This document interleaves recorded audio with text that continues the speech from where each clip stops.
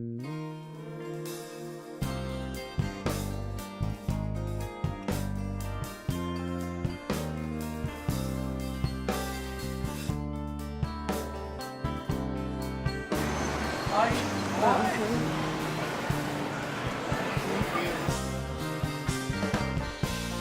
specialize in wave art and surf photography.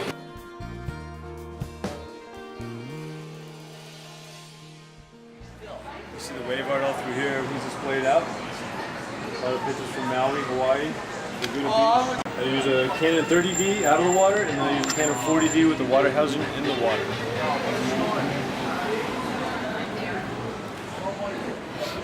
I've been shooting for 20 years roughly, you know, since I was in high school and stuff. But yeah, I just started getting really into it methodically in the last 5 years.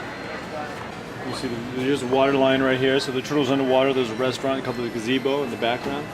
Pretty popular spot for pancakes over there in Maui.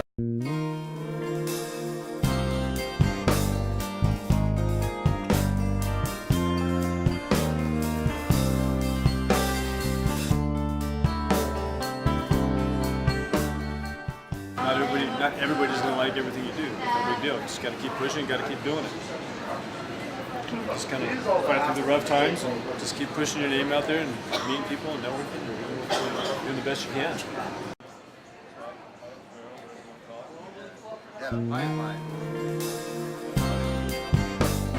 Donald Brashear.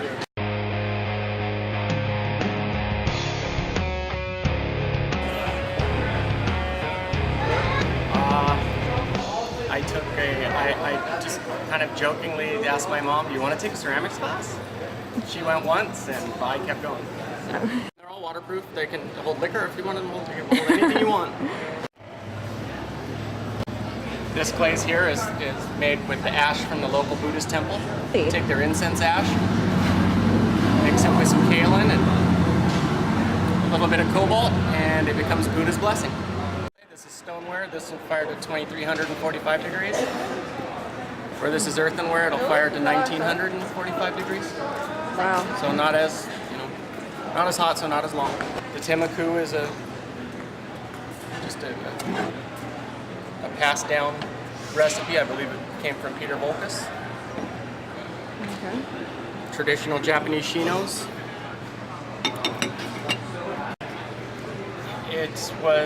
I wanted to make a zombie. But these are copper reds here. Red is very elusive, very difficult. Everything needs to happen just right. It needs to, the atmosphere inside the kiln needs to be in a complete reduction, which means there's no oxygen. It's all, basically all fuel. If you look at this piece here, this had the same amount of glaze on it. The kiln just didn't reduce.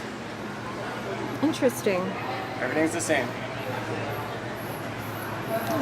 It's a traditional Chinese oxblood glaze. This is also one of the Buddhist temple ash glazes. We just put chrome in it instead of cobalt. Wow. This is earthenware.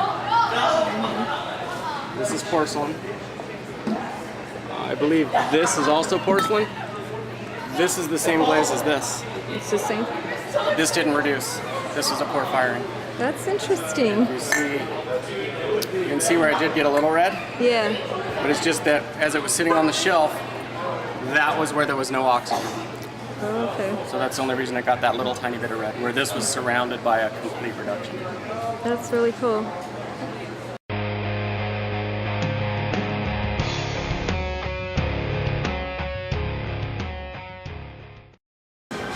I've got 3 kilns at my house. I also help out at Orange Coast College. We have a extended study kind of program, so we basically load the kilns and do the stuff the teacher doesn't have time to do. We've taken all the classes that we can take, and that way we were allowed to use the kilns, and That's cool. we pay our fair share. And it's also cool because you get to hang out with the kids, so they get to stay in touch with the youth.